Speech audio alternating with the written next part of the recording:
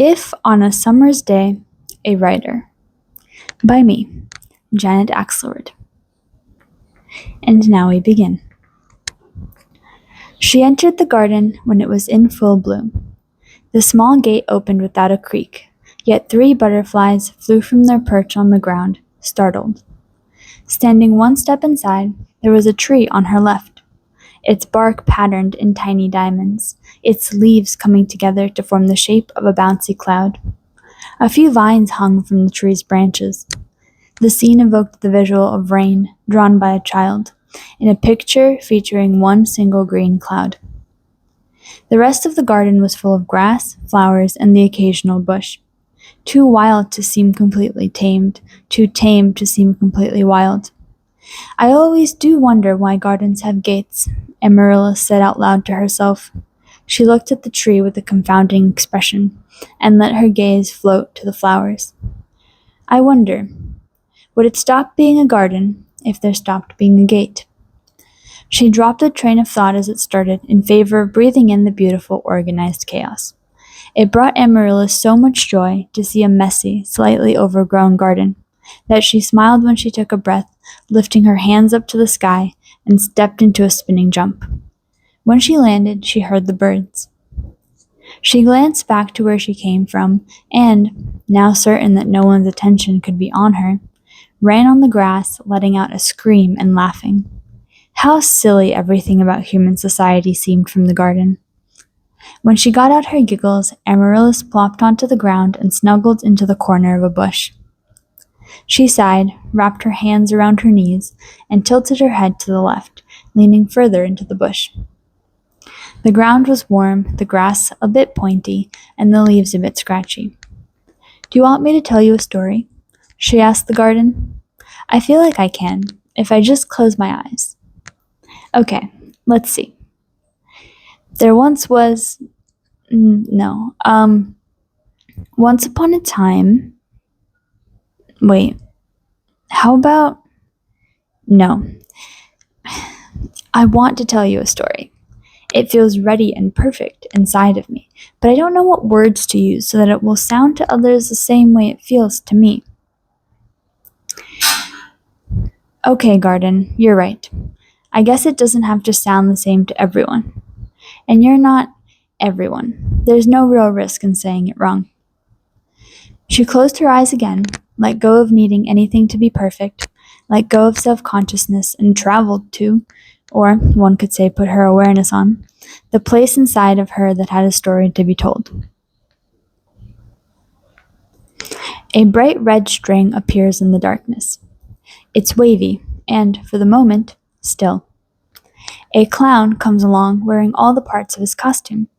Shiny red shoes, a shirt with a few stripes, a red bow tie, yellow overalls, and a wig of curly hair with a polka dot hat on top. His face is fully painted with drawings of unnaturally swirly eyebrows, triangles under his eyes, and big red circles on his cheeks. He sees the almost glowing red string and walks up to it.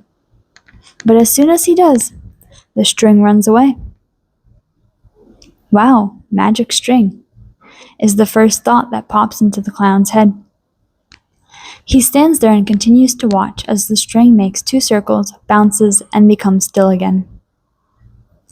The clown waves his hands, shakes his foot, gestures, "Come here," to the string, but nothing happens.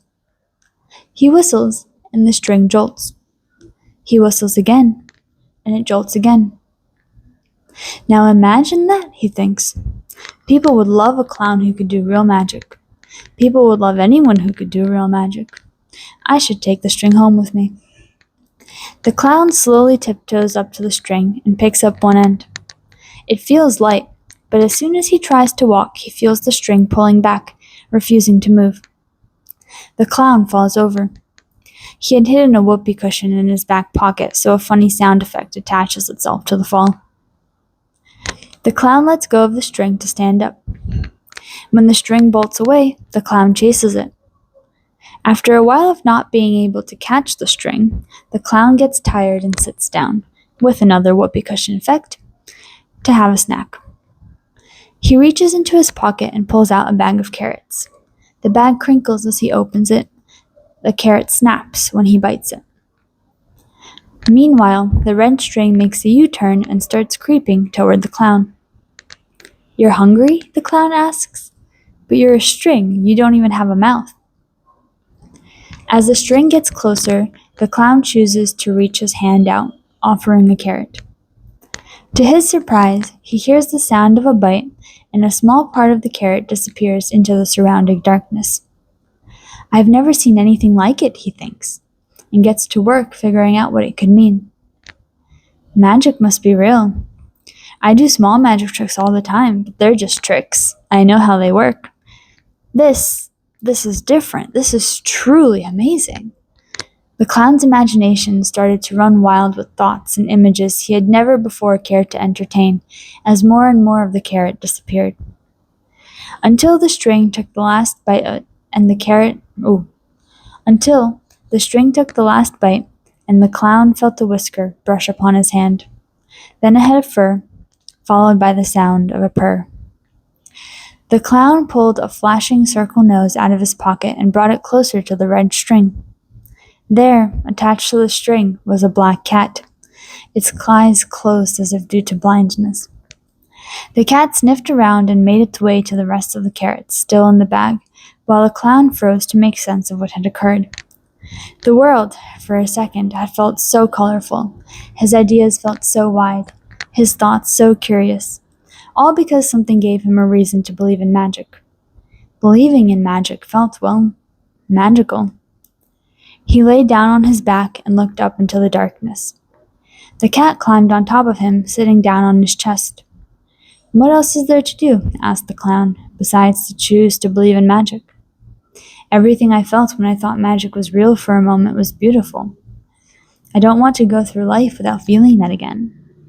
Do I really need proof to believe in magic?" The clown petted the cat and felt a name tag attached to its collar. When he took a closer look, he saw that the name tag read, "Magic."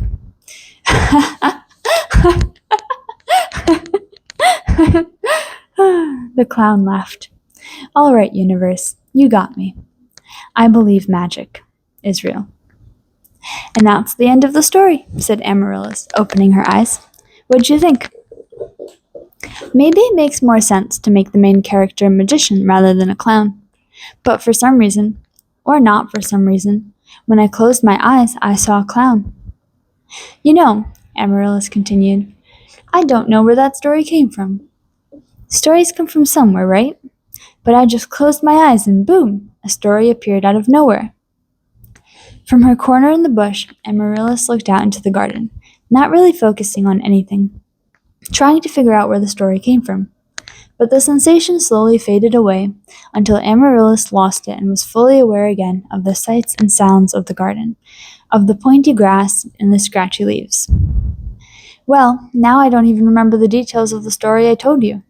How am I supposed to close my eyes and see a story and write it at the same time so that others one day can read it?"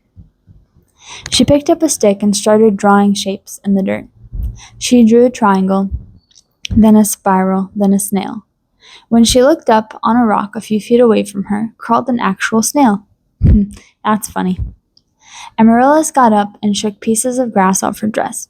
She bowed to the garden, thanked them for spending time with her, and followed the path back to her house.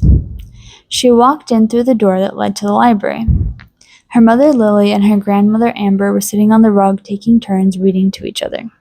Her baby brother was asleep in a crib nearby, and Amaryllis could hear her wacky uncle striking up a conversation with the cook about inventing salt shakers that hung from the ceiling.